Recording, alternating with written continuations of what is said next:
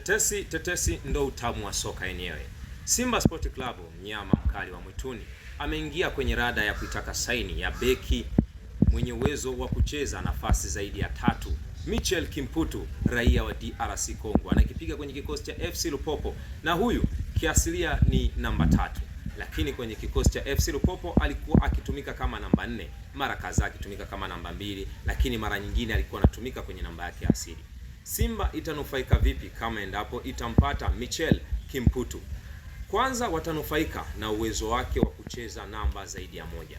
Kingine tu, story kubwa ambayo sikukupa ama sikukwambia ni kwamba Michel Kimputu ana uwezo wa kucheza kama midfield wa ukabaji, yani kiungo wa ukabaji, yani namba 6.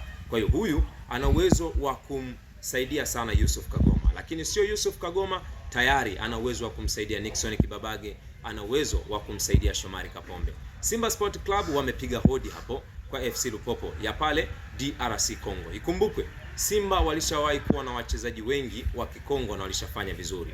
Mchezaji miongoni mwao alishawahi kufanya vizuri ni Enoki Inonga Baka Varane. Huyu alikuwa anakipiga kwenye kikosi cha Motamapembe pale DRC Congo.